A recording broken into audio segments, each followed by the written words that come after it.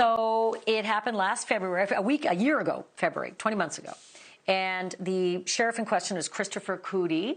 He was introduced to Judge Hatchett as a judge, and the offense happened right there in front of everyone. He groped her breast, and another sheriff had to hit his hand off of Judge Hatchett's chest. So it's not some, oh, he said, she said business. This is nuts.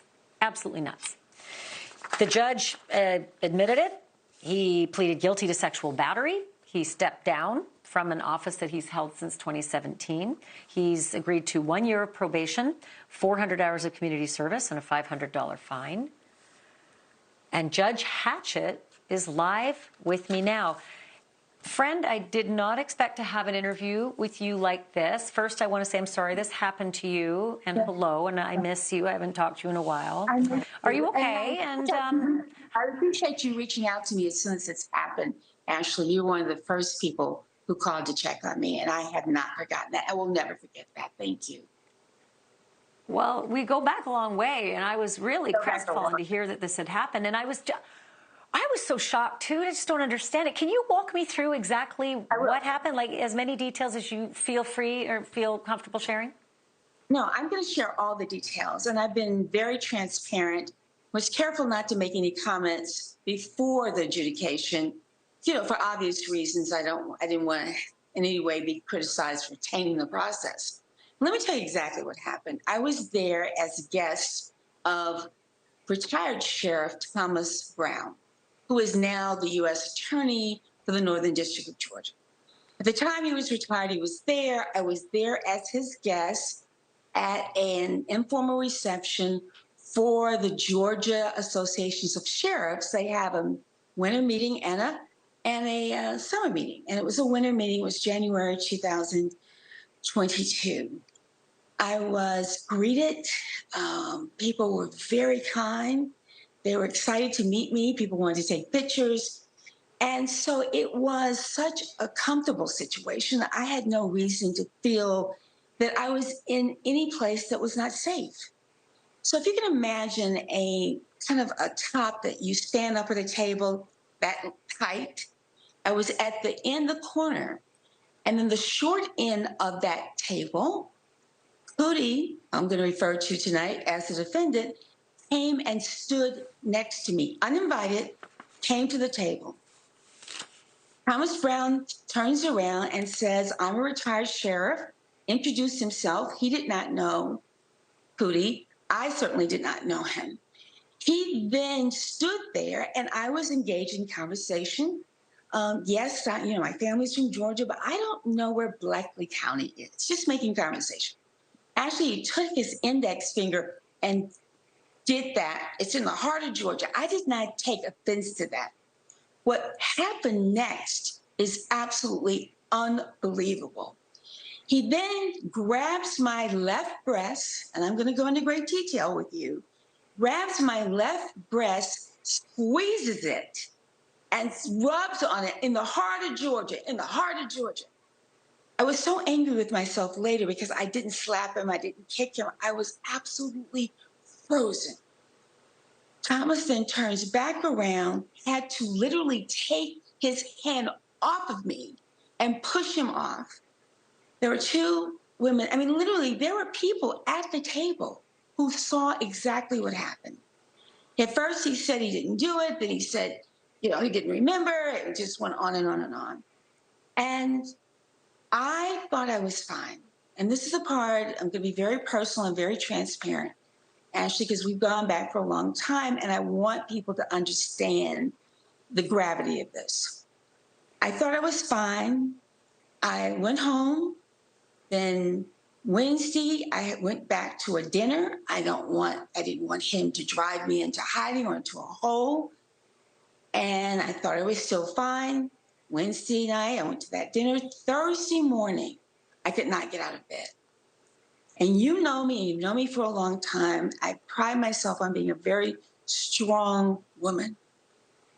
Ashley, I was crying uncontrollably. My assistant then, who had been with me for some 12 years, had never seen me like that. with all the tragedies and things I've had in my life, she'd never seen me quite like that. To the point I couldn't even get up out of bed to go and get something to eat. I was a wreck.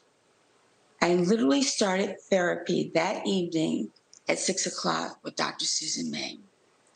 And so I would encourage people who are victims to do that, to seek the help. But this is what you were saying in the beginning. I've been an advocate. I have been fighting for people's rights. I've been doing things for victims. I've had so many victims in my courtroom over all these years. But now I'm on the other side of this. And when I went into therapy, I was saying to my therapist, why didn't I react? Why didn't I hit him? Why didn't I do something?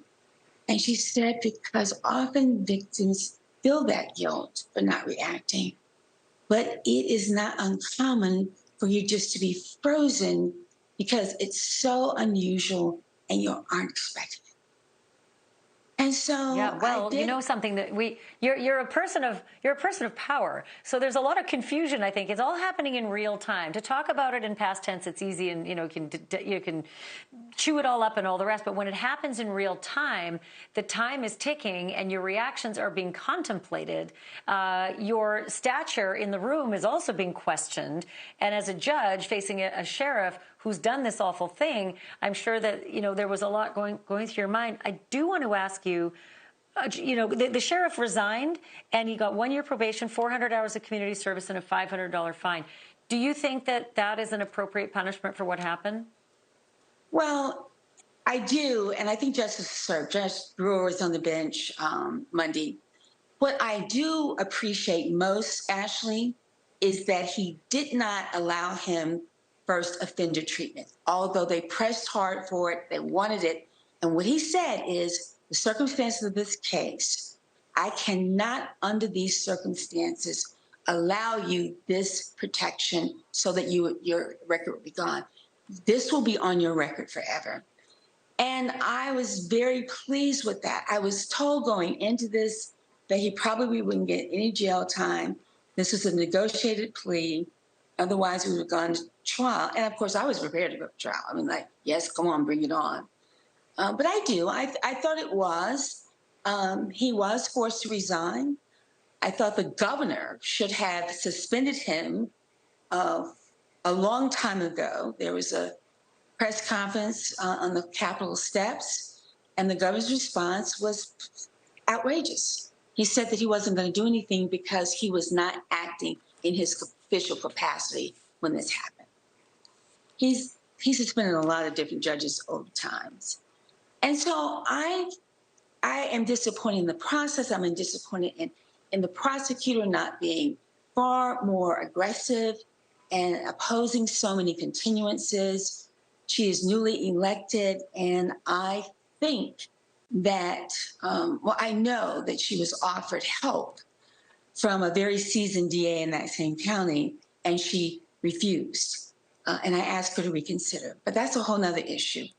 I think that people have to understand that this is not to be tolerated. And if it can happen to me, Ashley, it can happen to anybody. Oh, if it can happen to a judge, a famous judge that everyone in the room knows is a judge, that's why I was so gobsmacked by it. Judge Glenda Hatchett, thank you for coming on tonight and being so candid, sharing your story and sharing with others. One quick thing. Ashley, it's not lost to me. I was the only Black woman in the room. The only Black woman in that room then. Well, I don't know if that had something to do with it, but listen, I'm really sorry for what you've been through, and I, like I said, I miss you, and I look forward to our chance for us to get together at some point soon and catch up. Hey, thank you for watching. Please go to newsnationnow.com, newsnationnow.com, and you can find NewsNation on your television provider. And don't forget to click the red subscribe button down below. Then you will get more of NewsNation's fact-driven coverage.